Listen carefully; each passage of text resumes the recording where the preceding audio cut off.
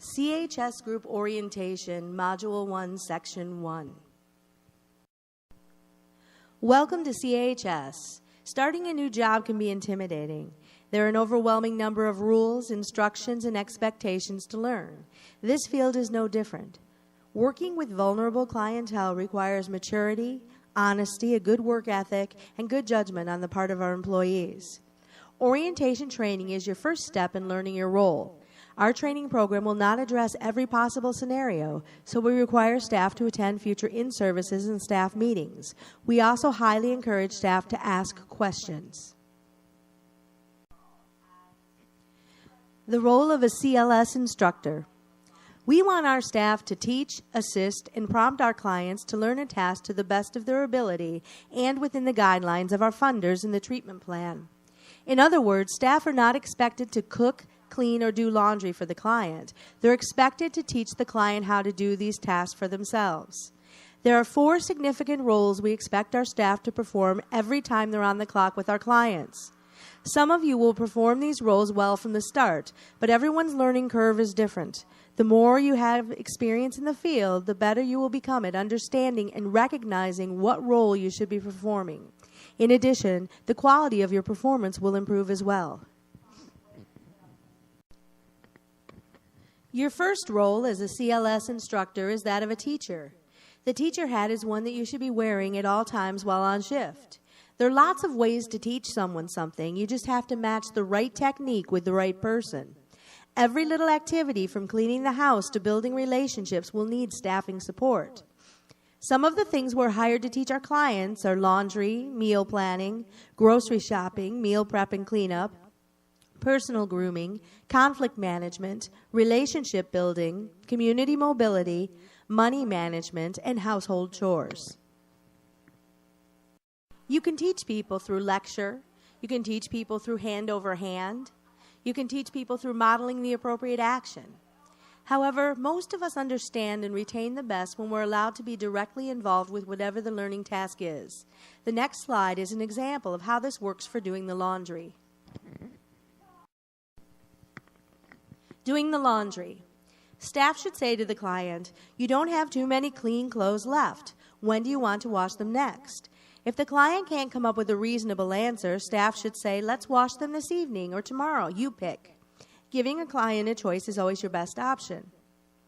If the client refuses to participate after an appropriate amount of prompting, which is really the point at which it feels like a battle, staff should leave it alone and try again on another day. If the client complies, staff should say, "Bring all your dirty clothes to the washing machine and I'll show you how to organize them." Explain and show how clothes need to be separated in piles based on colors. The client needs to physically put each piece of clothing in the appropriate pile with staff instruction. If the client refuses after an appropriate amount of prompting, staff should leave it alone and try again on another day. If the client complies, staff should show the buttons and gauges that need to be set. The client then sets the gauges and buttons. If the client refuses after the appropriate amount of prompting, staff should leave it alone and try it again on another day. If the client complies, staff should explain how much detergent needs to be used. The client measures it out and pours it in and then starts the machine. If the client refuses after an appropriate amount of prompting, staff should leave it alone and try it again on another day. Staff should document at the end of their shift in the progress notes how the client progressed on this activity. Did they refuse? Did they do a good job? Did they do more than they did the day before? The second role of a CLS instructor is that of an advocate. An advocate is a person who speaks for someone who can't speak for themselves.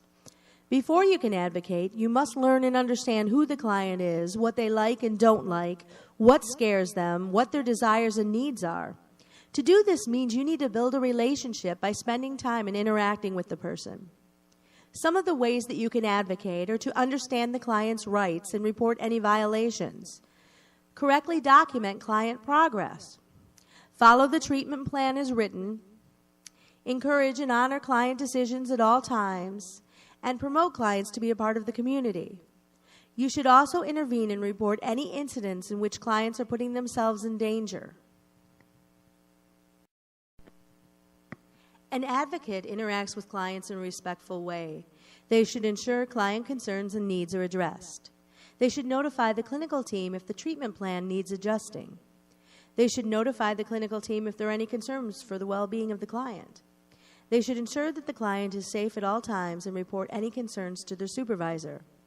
An advocate should also contact the Office of Recipient Rights, the case manager, and/or their supervisor if they have questions about whether or not something is a rights violation. Rights issues will become more clear after you complete the recipient rights training at both CHS and through community mental health. The third role of a CLS instructor is that of a caregiver. We want our clients to be as independent as possible, but many times they're unable to take care of tasks safely or completely due to their disability. Some examples are dressing themselves, bathing themselves, feeding themselves, toileting themselves, and grooming themselves. If a client is not capable, staff will need to ensure that their needs are met by doing the task themselves. Never let a client sit in urine or feces. Ensure that their food hasn't spoiled. Ensure that they are shaved, that their nails are clipped, and that they are wearing clean, weather-appropriate clothing. You should document any medication errors. You should always follow the doctor's orders. And it's important to remember that ignoring a client's physical needs could result in disciplinary action, a rights complaint, and/or termination. Your fourth role as a CLS instructor is the good employee. Every company wants to hire the best employees, and CHS is no different. We view a good employee as someone who demonstrates maturity, honesty, a good work ethic, and good judgment. For a person to be successful as a CHS employee, they need to be aware that the job is challenging and simple at the same time. There are many rules, weird hours, challenging clients and families, frustrating peers, and possibly periods of time where there's nothing in particular to do. You will go through a number of hours of initial training before you'll be working alone. Please ask questions if you don't understand something. Attendance. Please be considerate of your clients and coworkers by being aware of your schedule, coming in on all days scheduled, and coming in on time. If you leave your work site without ensuring a fully trained CHS staff is monitoring your clients, you will be terminated. This includes waiting for your coworker in your car. You can only hand off the responsibility of the shift when a new staff enters the client's home. Part of being a good employee is not participating in staff drama. What is staff drama?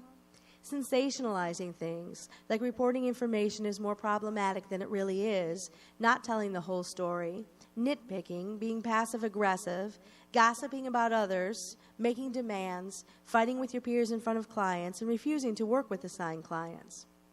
Constant complaining is also an issue. Do problems seem to follow you no matter what site you're assigned? Let's face it, if you're constantly complaining about the clients, your coworkers, your schedule, your pay, your supervisor, etc., let's agree this job is not for you. Good employees don't make chronic excuses. If you're always late, always need to switch shifts, always have car problems or childcare problems, always need to call off, or always need to turn in paperwork late, then this job probably isn't for you. Good employees don't scam. You're not permitted to run personal errands while working, hang out with family or friends during work time, or falsify your timesheet. In fact, this can be Medicaid fraud, which we will discuss later. Most importantly, good employees do not ignore their clients' needs. No texting, no non-work-related phone conversations, no emailing, no watching TV or sleeping when you're being paid to work.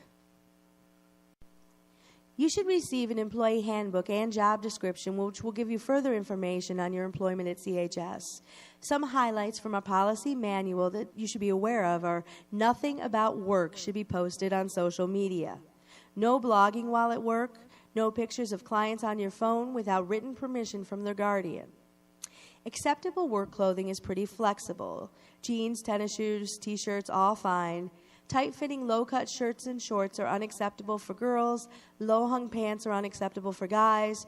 No pajama bottoms for anyone. Secure shoes are a must. Misuse of company property and client property. For example, losing vehicle or home keys, damaging vehicles, losing client property, and stealing meds or money will result in disciplinary action up to and including financial reimbursement of losses and damage if due to reckless behavior. Working overtime without supervisory permission can get you disciplined and/or fired. Part of the job is actively attending staff meetings and in-services. Suspicion that staff are drunk or high will result in immediate suspension and further investigation.